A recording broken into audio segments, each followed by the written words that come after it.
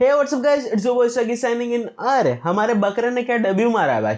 हमारे देखो, बड़े भैया सऊदी गए, अपने डेब्यू मैच में स्कोर मारा। छोटे भैया MLS गए, मायामी गए, अपने ही डेब्यू मैच में स्कोर मार दिया। भाई इनकी जो राइवलरी रही है ना, ये बिलीव मी एक आइकॉनिक राइवलरी ऐसा ही नहीं रही है। ये मतलब हर बार जहां भी जाएंगे प्रूफ कर देते हैं कि ये आइकॉनिक प्लेयर्स हैं। और जिस तरीके से आज मेसी ने कमबैक मारा है और मायामी के डेब्यू मैच में ही जिस तरीके से, भले ही पेनाल्टी थी, लेकिन जिस तरीके की पेनाल्टी थी, जो वॉली मारी है उसने, मतलब क्या वर्ड्स नहीं है एक्सप्लेन करने के लिए कि क्या कितना मस्त गोल था वो। और लिटरली जो एलीट लेवल गोल होता है ना, वो एलीट लेवल गोल था और MLS की हिस्ट्री का one of the best goal हो गया वो डेफिनेटली। और होना भी चाहिए यार, बकरे ने जो मारा है हमारे। और हमारे छोटे भैया अब जैसे ही मायामी पहुंचे, मायामी का पूरे रंग रूप ढंग सब कुछ बदल गया और लिटरली खेलने का अंदाज भी बदल गया। और जो 11 मैच की जो उनकी लगातार डिफीट स्ट्रीक थी, वो फाइनली इन्होंने एंड कर दी। सोचो 11 मैच लगातार वो हार कर आए थे इस मैच में, और अभी भी क्रूज आगे थी। 1-0 की लीड से आगे थी। 1-1 फिर इन्होंने करा और लास्ट मतलब इंजरी टाइम पेनल्टी मारी लियोनेल मेसी ने, जो कि 90+4 मिनट में आई और लिटरली गेम चेंजर, और एक हाउलर मार दिया पेनल्टी में ही बंदे ने।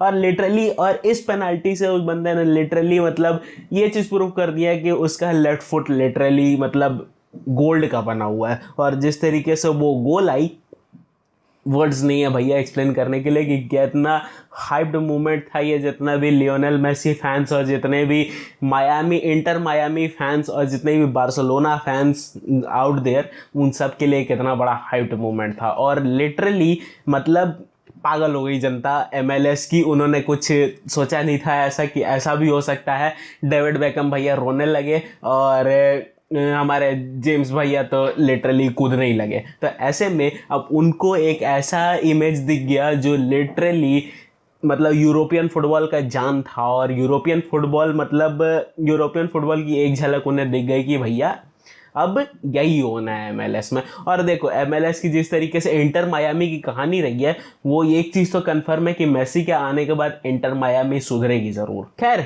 अगर इंटर मायामी के टॉपिक पर हैं ही, तो एक और बंदा जिससे इंटर मायामी साइन करने वाली है या यूं कहो कर चुकी है, आंद्रेस इनिएस्ता। अब देखो, आंद्रेस इनिएस्ता की कहानी मैंने तुम्हें ऑलरेडी बताई थी कि बहुत समय से चल रही थी। हाँ, लटकी भी ज़रूर थी क्योंकि ऑफ कोर्स अभी कोई फिक्स आई नहीं थी डेट, क्योंकि ऑफ कोर्स जॉर्डी अल्बा की साइनिंग थी और सर्जियो बस्केट्स की साइनिंग लटकी हुई थी, और लियोनेल मेसी की जो साइनिंग रिवील थी जो फैंस के सामने होती है, वो अभी करना बचा हुआ था। इसलिए आंद्रेस इनिएस्ता की साइनिंग लटकी हुई थी अभी थोड़ी सी। लेकिन कल फाइनली ये न्यूज़ आती है इंटर मायामी की तरफ से कि भैया आंद्रेस इनिएस्ता को उन्होंने साइन कर लिया है। और एक चीज़ तो और कंफर्म है कि भैया अब ये टोटली बार्सिलोना बनाने के पीछे जा रहे हैं। जिस तरीके से इन्होंने लियोनेल मेसी को उठा लाया, सर्जियो बस्केट्स को उठा लाया, जॉर्डी अल्बा आ गया, आंद्रेस इनिएस्ता आ गया। एक कहानी बस लटक गई है लुइस सुआरेज की, जो कि अभी ग्रेमियो से कहानी चल रही है, थोड़ी सी बातचीत चल रही है। अब रिलीज क्लॉज हो सकता है ट्रिगर करे इंटर मायामी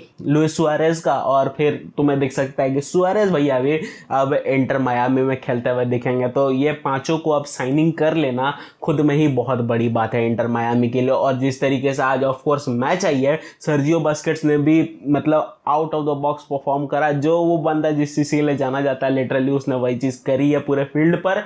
और 56वें मिनट में जब मेसी आया तो फिर गेम ही बदल गया। फिर 1-0 की 1-1 की लीड भी हो गई, 1-1 की उनकी गोल लाइन भी हो गई, और फिर 2-1 की उन्होंने लीड भी मार दी, मैच भी जीत गया। 11 मैच की जो स्ट्रीक थी वो ख़त्म कर दी। और अब शायद आंद्रेस इनिएस्ता के आने के बाद अब देखो यहाँ से इंटर मायामी कहाँ जाती है भैया। मुझे तो अब सीरियसली आई कैंट इमेजिन किस तरीके से इंटर मायामी अब आगे बढ़ती है। लेकिन ये देखना बहुत ज़्यादा इंटरेस्टिंग हुआ कि इंटर मायामी अब यहाँ से MLS लीग को क्लच कर ले। बहुत बड़ी बात होगी, क्योंकि ऑफ कोर्स हम लोग क्योंकि ऑफ कोर्स अगर हम लोग MLS की बात करें तो अभी हम लोग 50% वहाँ पहुँचे हैं, हाफ वे थ्रू हो चुके हैं। और अब बाकी की जो आधी MLS बची हुई है, बस वही बची हुई है अब नवंबर तक। तो ज़्यादा टाइम है भी नहीं इंटर मायामी के पास क्लच करने के लिए। तो अब यहाँ से अब क्लच कर लेती है इंटर मायामी, तो MLS की हिस्ट्री का सबसे बड़ा विक्ट्री हो जाएगा ये।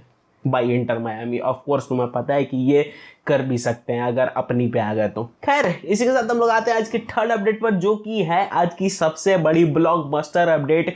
और फाइनली पीएसजी ने डिसीजन ले लिया है एम्बापे पर। देखो ऑलरेडी मैंने तुम्हें बता रखा है कि 15-16 जुलाई लास्ट डेट थी, एम्बापे को दे रखी थी पीएसजी ने कि भैया तुम इतना दिन तक अपना डिसीजन सुना दो। डिसीजन नहीं आया। अब पीएसजी क्या मूव ली है कि भैया एम्बापे को अब किसी भी तरीके से निकालो, और कल या आज सुबह फाइनली एम्बापे को उन्होंने ऑन सेल डाल दिया है फाइनली। मतलब पिछले बार जब 2021 या 2022 की अगर भी तुम बात करोगे तो ऑन सेल किलियन एम्बापे नहीं आया था अभी तक। बट पीएसजी का इस साल का अगर मूव तुम देखोगे तो पीएसजी ने पहली बार ऑन सेल डाल दिया है किलियन एम्बापे को, और 100 मिलियन की जो प्राइस टैगलाइन होती है वो उसके सर पे डाल दी है। तो मतलब और एक और चीज़ पीएसजी ने कर दी वो है जापान की जो टूर है पीएसजी की, उससे किलियन एम्बापे का नाम काट दिया है। यानी कि किलियन एम्बापे पीएसजी के साथ नहीं ज्वाइन होगा और नहीं खेलेगा पीएसजी से अभी जो जापान टूर होने वाली है अगेंस्ट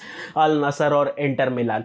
तो एक चीज़ तो कंफर्म है कि पीएसजी अब किलियन एम्बापे से पीछा छुड़ाना चाहती है और किसी भी तरीके से बेचना चाहती है, जो कि खुद में ही बहुत बड़ी न्यूज़ है अगर तुम अब थोड़ा सा सिनेरियोज को उठाकर देखो तो। और ये मूवमेंट रियल मैड्रिड के लिए बहुत बड़ा क्लच मूवमेंट हो सकता है। भैया किसी भी तरीके से अब एम्बापे को साइन करके लेके आओ, क्योंकि हमारी जो अटैक की जो प्रॉब्लम है ये मैं नहीं कह सकता कि पूरी तरीके से सॉल्व हो जाएगी, बिकॉज किलियन एम्बापे एक प्रॉपर 9 नंबर तो नहीं है, लेकिन हाँ शैडो स्ट्राइकर बन के खेल सकता है, लेफ्ट विंग पर खेल सकता है। एक ऑप्शन अवेलेबल हो जाएगा किलियन एम्बापे, बहुत बड़ा ऑप्शन है एज स्ट्राइकर। तो ऐसे में एम्बापे को इस सीज़न अब किसी भी तरीके से लेकर आओ मैड्रिड। अब देखो मिठाई गिरेगी तो उस पर मक्खियाँ घूमेंगी। अब बहुत सारी मक्खियाँ हैं जो उस पर घूम रही हैं। अब चाहे तुम सऊदी की बात करो, चाहे तुम प्रीमियर लीग के क्लब्स की बात करो, इंग्लिश क्लब्स की बात करो, चाहे तुम अब बायर्न म्यूनिख या फिर येलो की भी बात करो, तो अभी बहुत सारी मक्खियाँ उसके ऊपर घूम रही हैं। लेकिन अगर तुम फिक्स होकर देखोगे तो रियल मैड्रिड एक सही चॉइस मुझे लगता है कि अभी ऑन टेबल है एम्बापे के लिए, क्योंकि बाकी सब टीम्स में अभी तक ऑफर नहीं मारी है और रियल मैड्रिड बहुत समय से रेडी है एम्बापे को साइन करने के लिए। तो एक जो रियलिस्टिक ऑप्शन जो अभी टेबल पर है एम्बापे के लिए वो डेफिनेटली रियल मैड्रिड का है, और बाकी ऑप्शंस अभी टेबल पर नहीं है अभी किलियन एम्बापे के लिए। तो जब तक ऑफर टेबल पर रहेगी नहीं, एक्सेप्ट कहाँ से करोगे। तो यही चीज़ है कि अभी रियल मैड्रिड की ऑफर टेबल पर है एम्बापे के लिए। और द थिंग इज अब कहीं ना कहीं तुम्हें हो सकता है लग सकता है कि अब फाइनली एम्बापे का जो रुख हो रहा है वो रियल मैड्रिड की तरफ हो रहा है। लेकिन अब अगर रियल मैड्रिड ये डील छोड़ देती है तो भैया फिर हम ही जाएंगे फिर इस सीजन। खैर इसी के साथ हम लोग आते हैं आज के फोर्थ अपडेट पर, जो कि है ऑब्वियसली रियल मैड्रिड को लेकर ही। तो देखो मैंने तुम्हें ऑलरेडी कहानी बता दी कि एम्बापे की क्या कहानी चल रही है और एम्बापे के साथ क्या हो सकता है और रियल मैड्रिड क्या कर सकती है। बट व्हाट इफ एम्बापे की जो डील है हम लोग कैप्चर करने में नाकामयाब रहते हैं और पीएसजी एक और बार जो कॉन्ट्रैक्ट एक्सटेंशन है वो कराने में कामयाब रहती है किलियन एम्बापे से। बिकॉज अगर तुम एम्बापे का पर्सपेक्टिव देखो तो वो अभी भी पीएसजी नहीं छोड़ना चाहता है, पीएसजी ज़बरदस्ती उसको निकालना चाहती है। तो ऐसे में अब कॉन्ट्रैक्ट एक्सटेंशन तुम अगर ऑप्शन दोगे, पीएसजी अगर ऑप्शन देती है एम्बापे को, तो हो सकता है देयर आर चांसेस कि एम्बापे अपना कॉन्ट्रैक्ट एक्सटेंशन कर ले। तो ऐसे में अब क्या ऑप्शन है, रियल मैड्रिड किसके पीछे जा सकती है? तो डेफिनेटली एक जो टेबल पर रियलिस्टिक ऑप्शन दिखाई देता है वो है डुसान व्लाहोविच का। अब देखो डुसान व्लाहोविच के पीछे रियल मैड्रिड थी, शुरुआत से ही थी, और ये यूवेंटस को ही पता है कि रियल मैड्रिड पीछे पड़ी है डुसान व्लाहोविच के। लेकिन अगर तुम थोड़ी सी रियलिस्टिकली देखोगे तो रियल मैड्रिड अभी इस चांस को छोड़ दिया था और केन को भी ऑब्वियसली साइन करने का चांस छोड़ दिया था, जस्ट बिकॉज ऑफ हमारी जो पूरी नज़रें थी वो एम्बापे की तरफ थी। बट अब कहीं ना कहीं जो कहानी कंक्लूजन की तरफ आ रही है, तो अब रियल मैड्रिड भी थोड़े से ऑप्शंस अब तलाशना चाहती है ऑन टेबल जो प्रेजेंट हैं अभी एट द टाइम।